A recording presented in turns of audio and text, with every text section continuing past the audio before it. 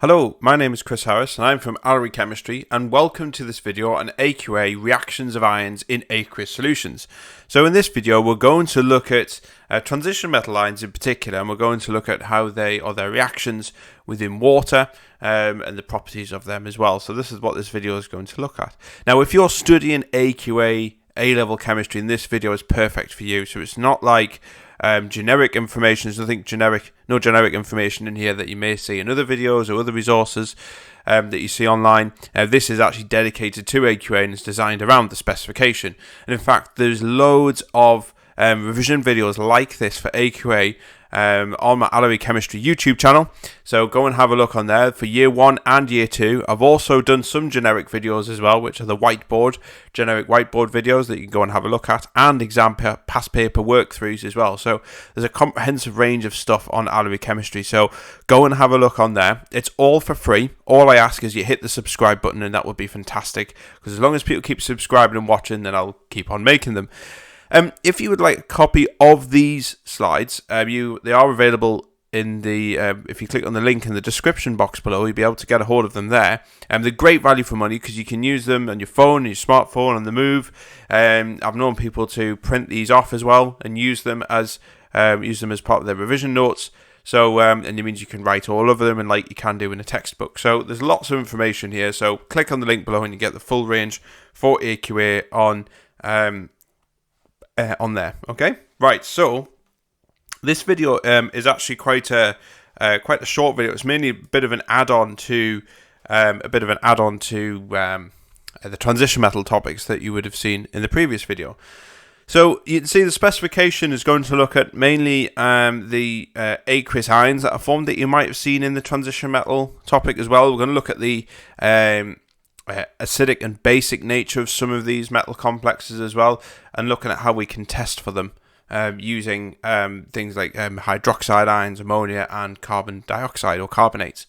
Not carbon dioxide, that's what's formed. So test it with carbonates. Okay, so let's start. We're going to start with some hydrated metal aqua complexes. Okay, now if you've seen the transition metal video before, these two topics are very, very similar. It's this really just focuses in on the complex side in particular and the reactions of them, whereas the transition metal video looks at the introduction side of that. And looks at what a transition metal is, and looking at the properties of them, and uses catalysts, etc. So there is a lot of crossover with this video. So if you're watching this thinking, hang on, have I not just seen that in the transition metal topic video? The chances are yes, you've seen bits and pieces of this. So anyway, so we're going to look at, in particular, this video, as it suggests, we're going to look at some metal aqua complexes, and these are formed when we add a transition metal compound to water. So it's as simple as that. So let's have a look at some specific examples here. So you can see we've got copper and iron complexes here, and when we add any of these transition metal ions into water, they are surrounded by 6 water ligands, as you can see on there. Now, it is 6 water ligands that form coordinate bonds around that metal ion. So remember, a coordinate bond is where a lone pair of electrons from the ligands, remember these are ligands which are around the side here, the lone pair is donated into the metal ion in there, and this is the lone pair on the oxygen, and this obviously allows the bond to form. Now you might see these, and you will see it in the video later on. Instead of drawing them as big complexes like this with all your dative or coordinate bonds and your square brackets and charges on the outside, we can write it in a much more simpler way, and we can write it like that. And we use the square brackets as you can see to illustrate ligands, and then we've got our metal ion in the middle there. All of these are aqueous, by the way, so if they've got a charge, and you'll see this later on, as long as they've got a charge, they will be soluble in water, and so therefore they will have an aqueous or an AQ next to it. If they've got no charge at all, they form solid substances, but we'll see that later. You'll see more examples of that when we look at the reactions of them. Okay, so metal aqua ions, these are acidic when in solution, okay, and the charge of the ion has an effect on how acidic it is. Okay, so let's have a look at an example here, which is we're going to look at iron. This is iron 2+. So these are iron 2+ ions, and they are dissolved in water, so therefore we have 6 water ligands surrounding the metal ion in the middle. And we're going to add that to water, and we're going to form this complex here. Now you'll notice what's happened is one of the protons from here has actually been donated to form H3O+. And remember, this is what makes it acidic. So you would have seen that in the acids and bases topic earlier. If you've done that topic already, then you'll know that the hydroxonium ion, or hydronium ion, as this is known, is what makes things acidic. Okay. For simplicity purposes, we can also represent it as H+, but in reality, this is what makes it acidic. Now you can see here, instead of having 6 water ligands, we now have a hydroxide, because one of the waters has lost its hydrogen. So you have a hydroxide ion and 5 waters. Now, because OH has got a minus charge, this has affected the overall charge of the complex, so this is just a single plus charge. Okay, so you can see this is clearly acts as an acid because it's donated a proton. So this reaction is actually called hydrolysis because we've broken a bit of the complex off using water. So hydro meaning water, lysis means to break. So your 2 plus complex ions, these ones dissociate weakly, so they're not massively acidic. They're a little bit acidic, but not massively acidic. They don't dissociate fully. So let's have a look at another example. This is Fe3+, same metal, same complex, but this is the ion is now a 3+ ion, Fe3+. Add that into water. So add this into water, and we get this. Okay, Fe H2O5OH, and it's a 2+ charge. The reason why it's a 2+ charge is because we've lost a proton from lost a hydrogen, from one of the water ligands, and now we form an OH, and obviously the OH has got a minus charge, so that goes down by 2, and obviously that forms our acid. So in this example here, we have a 3+ metal aqua complex, or hexa aqua complex. These dissociate a lot more readily than your 2+ complexes, and so that actually these ones are a lot more acidic than your 2+ ones. Okay. And you're going to need to know why. Surprise, surprise. So you need to know why they are more acidic, and that's what we're going to look at now. Okay, so let's have a look at the complex here. So this is a copper complex. Okay, so we've got a copper complex here, and we've got our 6 water ligands surrounding it, and it's got a 3+ charge. Okay, so our +3 metal ion, they have a higher charge density than your 2 pluses, okay? And this is because we have a larger charge and they're quite small. So I like to see it as an example where, for example, let's imagine you've got ions which are the similar size, such as Fe and Fe2+ and Fe3+. So both are about the same size, okay? So it's a bit like saying they're like a slice of toast or slice of bread. And you've got a knife with butter on it. So with a 2+ charge, you haven't got that much butter, but with a 3+ charge, you've got more butter on that knife, and that means you can effectively cover that bit of bread much more effectively with more butter because you've got more on. So this is, instead of the butter, we're talking about charges here. So we've got the same size iron, but the difference is we've got a higher charge, and so because we've got more charge in the same kind of area, most of these metals, we assume the areas are quite similar, they're not massively, that's the assumption that we make, then there's a higher charge density. Okay, and this higher charge density on 3+ ions has an impact on how acidic they are, and this is the reason why. So we've got a bond here with your oxygen and hydrogen, and with your 3+, because they've got a bigger charge, they've got more polarized, or they are more polarizing than your 2+. So what that means is these ions actually pull some of the electrons away from your bond in the water ligand here. It pulls it away, and it effectively weakens this bond. So this bond is much more susceptible to break, when it's reacting with another molecule. And so therefore, what this means is that it's more likely to lose that H+ ion, and so therefore your 3+ complexes are actually more acidic than the 2+. So it's all to do with charge density. These are the words you need to be using in the exam. Charge density, and it's about electrons being pulled from one of the bonds in the water ligand into the middle, which makes it weaker. It's not breaking it, obviously, as you can see there. The bond is still there, but it weakens it, and it makes it more susceptible to be broken, obviously, when it's dissolved in solution. Okay, so let's have a look at further hydrolysis of your metal aqua ion. So obviously we've looked at the hydrolysis there, so we're going to continue to look at this.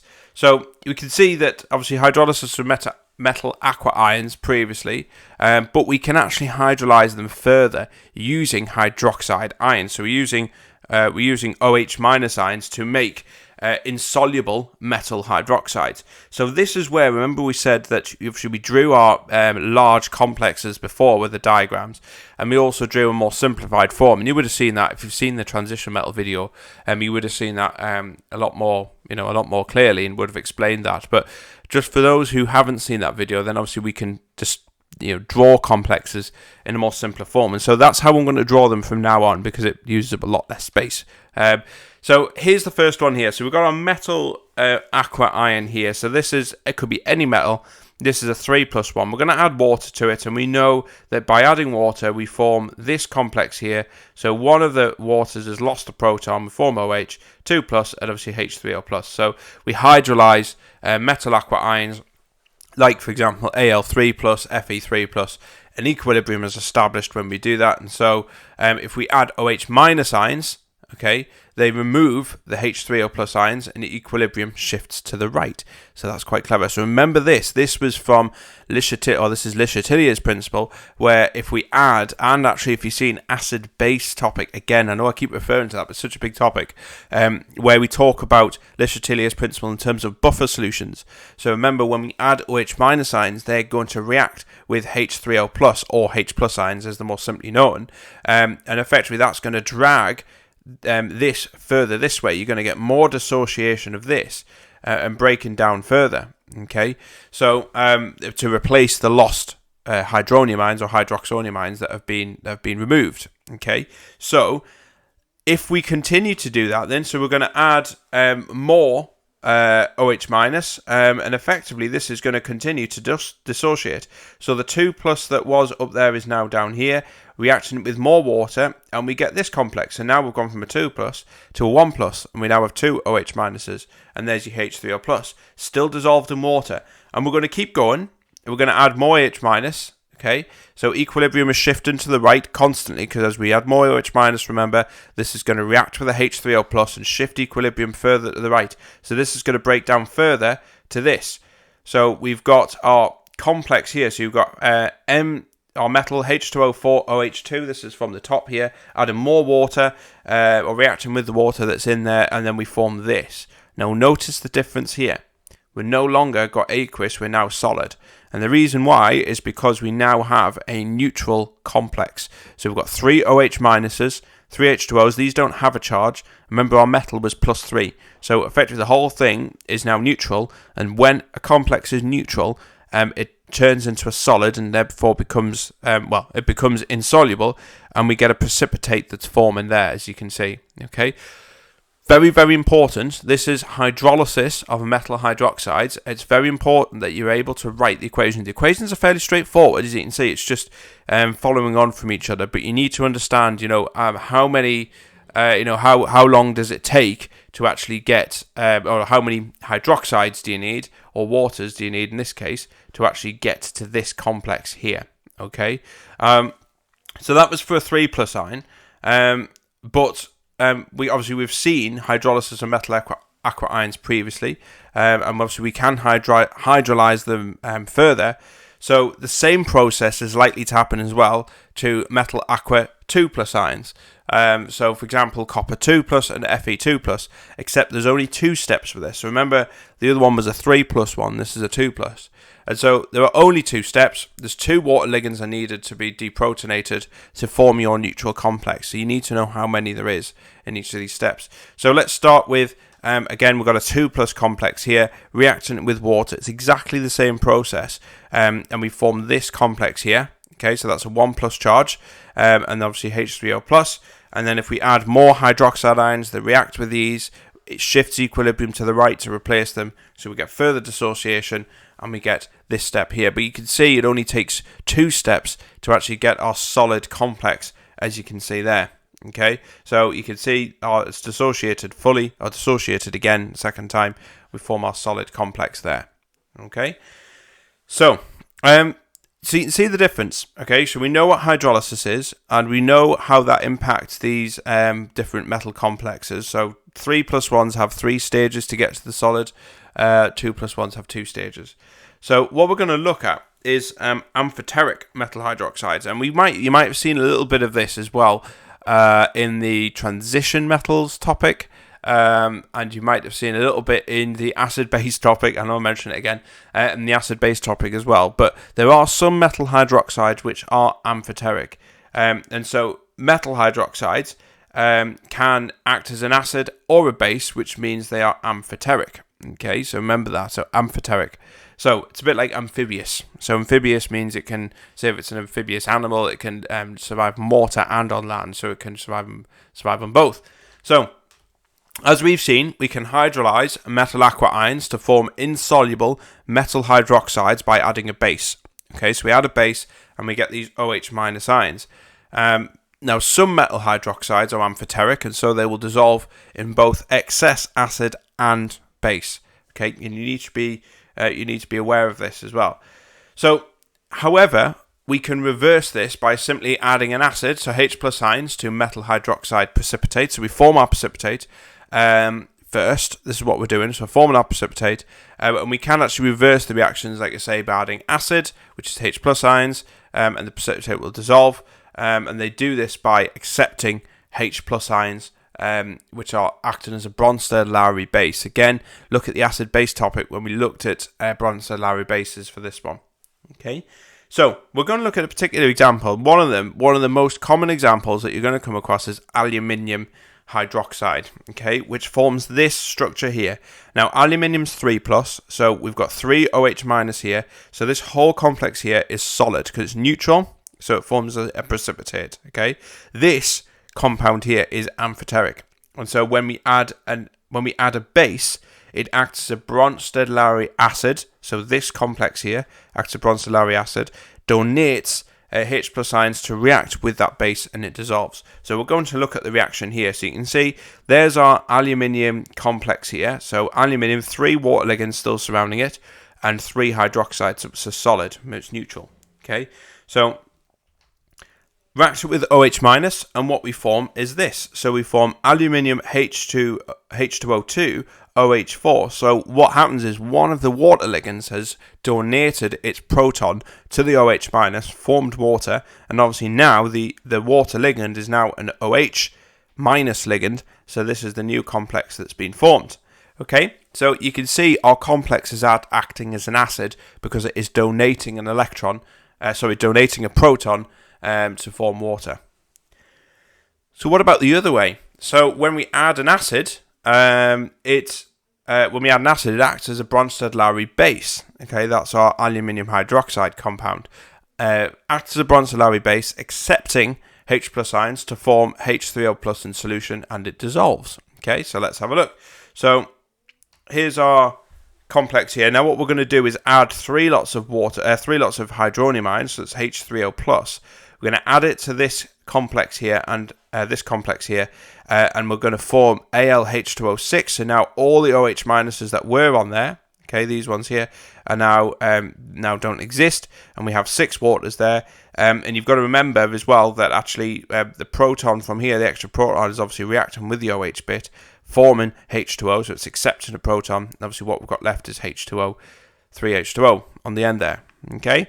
So you can see the particular example that you need to be aware of is the aluminium, obviously aluminium hydroxide. That is amphoteric, it's solid in itself, but if we add an acid and a base to it, you need to know what's produced from that. So remember, acids are proton donors, bases are proton acceptors, and really what we're looking at here is the Bronsted-Lowry theory, which is looking at the acceptance and donation of protons. Okay, so now we're going to look at some further reactions of metal aqua ions, okay, and we're going to look at them when they're reacting with ammonia. And so actually if we add ammonia to metal aqua ions, they form metal hydroxide precipitates as well, okay, so just like what we've seen just before. But sometimes adding excess ammonia actually leads us to a ligand exchange. So what that means is normally the reactions that we've seen there is only been about giving up or accepting protons. We haven't actually been doing anything significant with the ligands, just nicking the protons or accepting them. Ammonia does the same, as it was saying here, but sometimes if we add enough ammonia, it can actually kick off all the ligands on the metal ion, and you get like what we call a ligand exchange reaction. Okay, so let's have a look with small amounts of ammonia is added. Then what we get is this. So we've got a solution of ammonia exists in equilibrium. Okay, so remember this from the acid-base topic. I'm going to keep saying it. Actually, this is probably linked more to that, the rate I'm going here, rather than the transition metal topic. But you can see here, when ammonia doesn't have OH minus ions itself, it doesn't have doesn't have an OH group, so it needs water to form the OH minuses, which makes it basic. It's a weak base. Equilibrium is kind of well over to the left on this side, so there isn't much of this. So ammonia is not a strong base at all.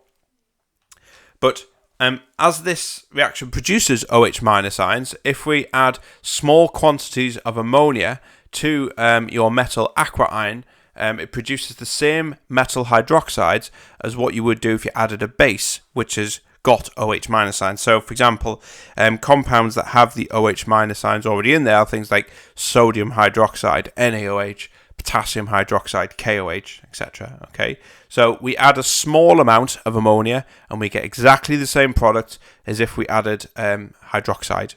Okay, so no difference there. The big difference, though, comes when we add an excess amount of ammonia to some of these metal, so these hexa aqua complexes. So some metal hydroxides, when we add, not all of them, okay, but some, when we add excess ammonia, we get partial ligand substitution. So a classic example is copper for this one. So you do need to know this one in particular. So for example, with copper, we get this. So you get CuOH2, H2O4. So when excess ammonia is added, some of the ligands are displaced and a charged soluble complex is formed. Okay, so let's have a look and see what that is. So here's our complex here. Here's our copper complex here, our aqueous solution. We're going to add ligands to this. Okay, so 4 ammonia molecules, to it. And then what we're going to do is we're going to have a displacement reaction. So you can see that the some of the ligands on here have been displaced completely by NH3. Okay, some of them remain. These are your axial ligands. These are really difficult to remove. And then you've got 2 OH minus and 2 H2O. So you need to know that ammonia, if it's in excess, it can displace some of the ligands from your complex. So just be aware of that. And obviously you do need to know specifically about the copper complex as well that you've seen on there. Okay, so we're now going to look at these. Obviously, we've looked at metal aqua ions just as a summary because there's a lot going on here. We looked at metal aqua ions reaction with ammonia. We've looked at the metal aqua ions in terms of using OH minus and using hydrolysis.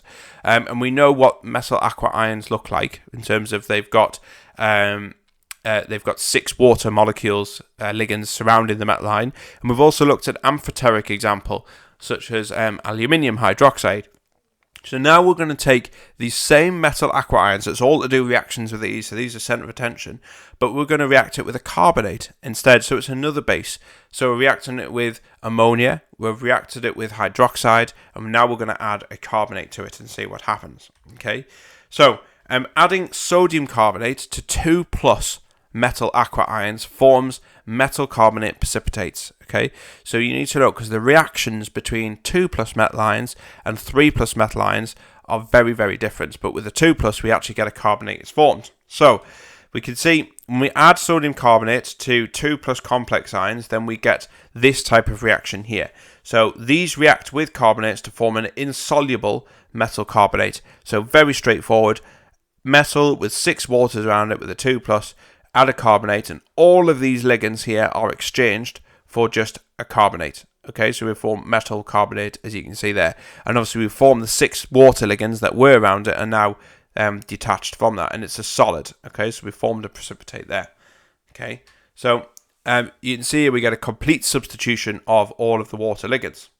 Now, if we do the same reaction but we do it to 3 plus complex ions, and we get a slightly different outcome. Okay, we don't actually produce a carbonate. So this is what we actually do. So your 3 plus, remember we mentioned this already, our 3 plus ions are a lot more acidic than our 2 plus, and so there are more H3O plus ions in solution when we have a 3 plus complex. So the carbonate ion reacts with the free hydroxonium ions that are floating around, instead of displacing the water ligands as shown with the 2+ ions. That's a bit annoying, isn't it?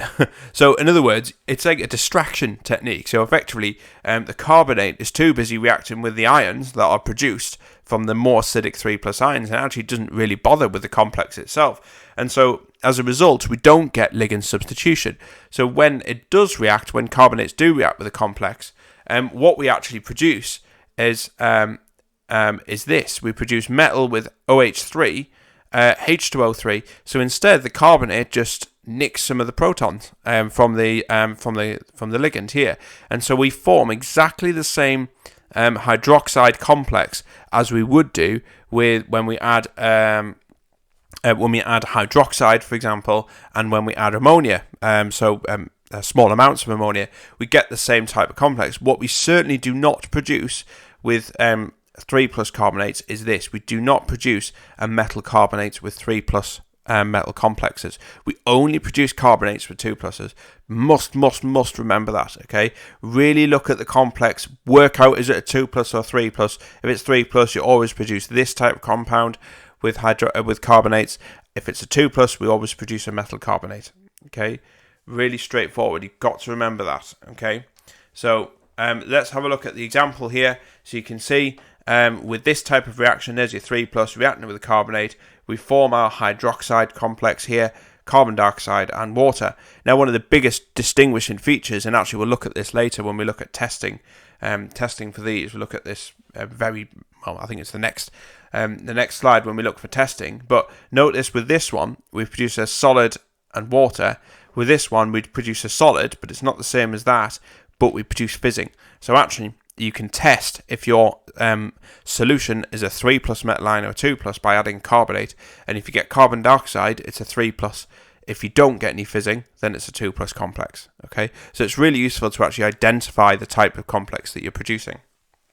Okay, so on that note, we are going to look at test tube reactions.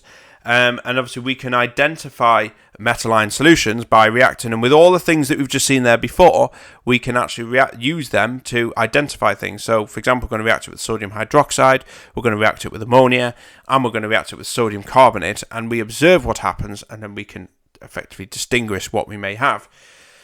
So let's have a look at a diagram. So the first thing we need to do when we're testing these metal ions, we need to know how to do it. So the first thing we need to do is add a sample of the unknown metal solution into 3 different test tubes, as you can see there. Okay, and so then drop by drop, we're going to add sodium hydroxide to test tube 1, and we're going to observe what happens. And then we add a little bit more after that, after we've made that observation, add more of it. So that's effectively excess sodium hydroxide, and again observe what we see when we add excess.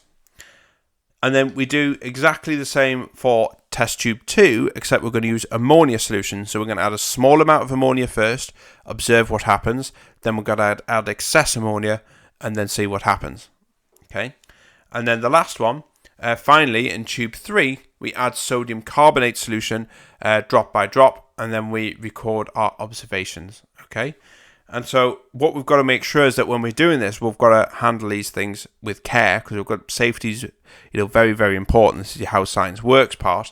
Obviously, when we're doing this, we've got to wear gloves and goggles, because some of these chemicals are irritants. Okay, remember, we've just seen some of them are acidic, so we've got to handle them carefully. And when we're using ammonia as well, ammonia gives off very pungent fumes. It's really it stinks. It's not the most pleasant smell as ammonia if you've ever smelt it.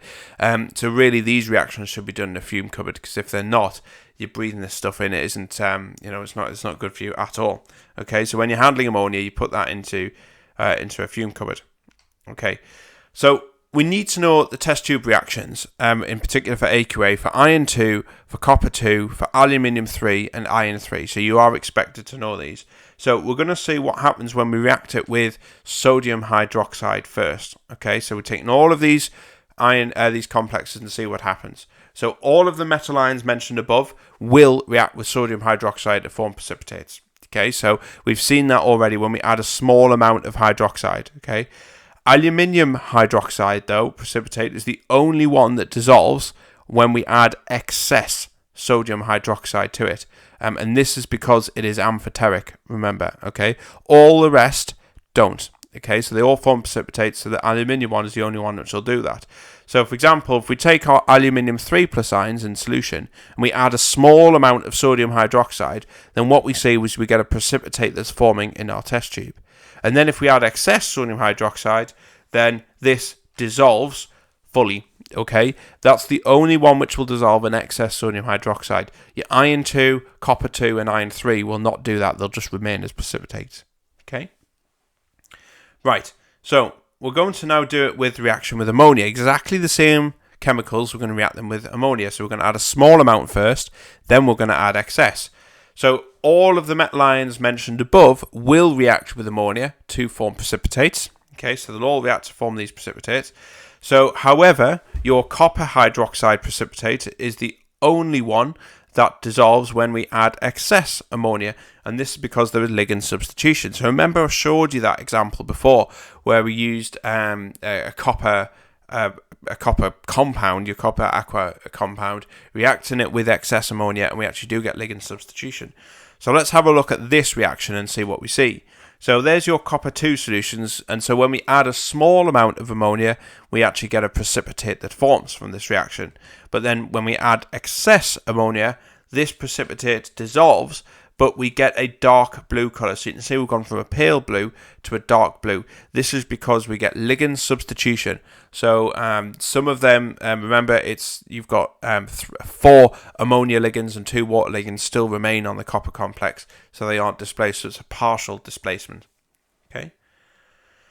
Okay, so now we're going to do exactly the same reaction, but that's the third test tube. We're going to react it with sodium carbonate. And so all of the metal ions mentioned above will react with sodium carbonate to form precipitate. So all of them will do that.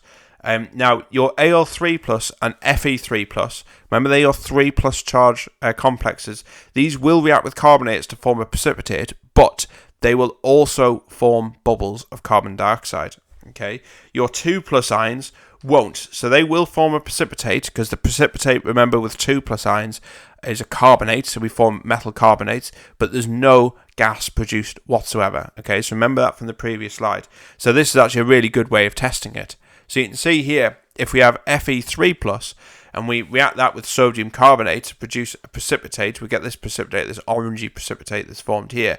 But we also get bubbles of gas being produced because it's a 3 plus complex. But if we do the same with a 2 plus, for example, Fe2 plus, then obviously we add sodium carbonate to it and we get no gas. We get a precipitate that forms, but we get no gas produced because this is a 2 plus. This solid here is actually iron carbonate here that's formed. This solid in here is not. This is going to be iron hydroxide instead. Okay, so remember, you've got to remember both of them.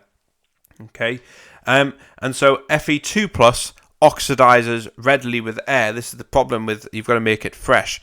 I don't know if you've done this reaction at school or college, but you'll see that your technician will actually make this iron 2 plus solution fresh, because if you leave it out too long in the air, it will just oxidize quite readily, aerial oxidation, back to Fe3 plus, and that's not what you want. So this stuff, or you might make it yourself actually. The technician may give you obviously the solid compound and you have to make the solution yourself, but you've got to make it fresh, otherwise you end up forming Fe3 pluses. So you might have done this with titrations, for example, where you've made it yourself because because of that reason. So okay, so we're now going to look at the final part, which is basically clubbing all of this together, all of these reactions that we've seen, and we need to know the colours of these reactions. Okay, so remember though that metal ions dissolved only in water have the complex which is metal H2O6. Okay, and what we're going to do is simplify that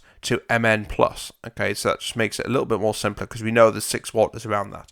So what we're going to do is we're going to look at the colours for these, and you need to be able to remember these colours. Okay, it's vitally important for each of these. So when we take copper 2 plus and we react that with water, we form this blue compound. Okay, so it's this pale blue for copper 2. Remember, so you might have done copper crystals, copper sulfate crystals, for example. When we add a small amount of hydroxide or a small amount of ammonia to this copper aqua complex, we form a precipitate because we've seen that before. So that's a pale blue precipitate. And then when we add excess hydroxide, we get no change. Okay, so remember that. So it's insoluble in excess. And then when we add excess ammonia, we get a dark blue solution. Okay, so we get part ligand substitution with that. Remember that. Okay, it's the only one where you actually get a change when you add excess ammonia. And then carbonate, you get copper carbonate. Why? Because it's a 2+, so we get a carbonate that's produced. So you can see all these here, these are just summaries of what we've seen before, but you just need to know the colours of these. Okay, so let's look at Fe2+. So that is a nice pale green colour. Remember, that's going to be made fresh because it oxidizes readily to iron 3+. Okay, so just remember that. So that oxidizes to iron 3+ readily. Okay. When we add a small amount of hydroxide or ammonia, we get a dirty green precipitate. So it goes a little bit darker, but we definitely get a precipitate. So we form that solid there. Add excess, we get no change. Add excess ammonia, we also get no change. Remember, it doesn't change that at all. And then if we add carbonate, remember, we get a carbonate that's produced, iron carbonate, because this is iron 2+, and this is a green precipitate. Okay, so our attention turns to iron 3+ now. So iron 3+ is a yellowy orangey colour. It's rust, effectively, which is iron 3. And when we add small amounts of hydroxide and ammonia, we get an orange precipitate. That's effectively our rust colour. And then if we add excess hydroxide, we don't get any change at all. And exactly the same with ammonia as well. We don't get any change at all there. And then if we add sodium carbonate, okay, our sodium carbonate solution, remember, it's a 3+, we don't form a carbonate, we don't form a metal carbonate. We have OH3 and H2O3 there. We form a brown precipitate with this solution there. Okay, so just remember that. And then finally onto aluminium. Aluminium is colourless. It's not a transition metal. So therefore it forms a colourless solution. You don't get these nice colours with them. Now, when we add some hydroxide or ammonia, we still form our precipitate, just like with iron. But remember, aluminium has a strange property that it's amphoteric. So when we add excess hydroxide to the precipitate, we get a colourless solution that's formed, and you can see it there. Okay, when we add excess, and then when we add excess ammonia to the precipitate, we don't get any change, we don't get any ligand substitution with that. And then when we add sodium carbonate to that, then we get our white precipitate that's formed there. So notice your aluminium's pretty boring. You've got colourless and white precipitates. It's not a transition metal, so it can't form colours like iron and copper can. Okay, you've got to remember them colours, and you've got to know the reactions of them. There's a lot of colours there. Take your time and try and remember, the colours. Maybe even look back at this table and use it as a summary of what you need to know. Again, these are the ones which you need to know for AQA. Obviously, other exam boards may be different, but this is dedicated to AQA, so these are the ones that you need to know. Okay, and that's it. So that's everything to do with reactions of ions in aqueous solutions. A very long title for a short video, relatively speaking.